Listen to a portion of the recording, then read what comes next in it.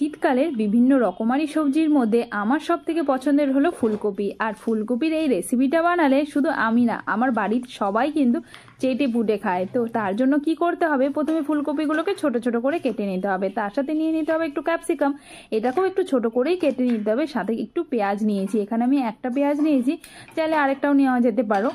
তারপরে কড়াইতে একটু জল গরম করে নিচ্ছি, আর জলটা গরম হয়ে গেলে দিয়ে দেবো একটু নুন দিয়ে ফুলকপিগুলোকে একটু ভাপিয়ে নিব।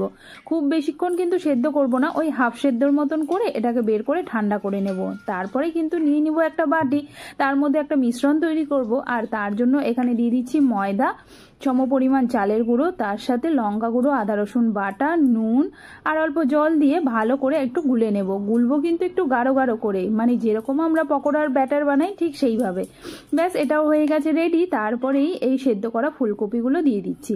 এটা কিন্তু হাত দিয়ে, মানে হালকা হাতে ভালো করে মিলিয়ে নেব, নয়তো ফুলকপিগুলো ভেঙে যাবে। ব্যাস, তারপরেই কড়াইতে তেল গরম করতে হবে। আমি এখানে রিফাইন তেল নিয়েছি, তোমরা চাইলে কিন্তু সর্ষের তেলও নিতে পারো। তারপরে একটা একটা করে ফুলকপি দিয়ে সুন্দর করে লাল লাল করে, মানে ক্রিস্পি করে ভেজে নিতে হবে। এরকম করে খেতেও কিন্তু খুব ভালো লাগে, মানে একদম পকোড়ার মতন। ব্যাস, তারপরে আবার আরেকটা কড়াই বসিয়ে দেবো, দিয়ে তার মধ্যে তেল দিয়ে দিয়েছি রসুন কুচি। আর তারপরে নেড়ে চেড়ে, মানে ভাজা হয়ে গেলে দিয়ে দেবো একটুখানি পেঁয়াজ ওই কেটে রাখা, আর তার সাথে ক্যাপসিকামটাকে। আর এটাকে দিয়ে কিন্তু একটু তাড়াতাড়ি করে ভেজে নিতে হবে, মানে একটু শক্ত শক্তই থাকবে, খুব বেশি সেদ্ধ করতে হবে না। তারপর ওপর দিয়ে সসগুলো দিয়ে দিতে হবে, তার মধ্যে চিলি সস, সয়া সস আর টমেটো সস দিয়ে নিয়ে হালকা করে ভেজে নিতে হবে। আর ভাজা হয়ে গেলে উপর দিয়ে একটু কর্নফ্লাওয়ার গোলা জল দিয়ে ভালো করে নেড়ে চেড়ে ভেজে রাখা ফুলকপিগুলো দিয়ে দেবো।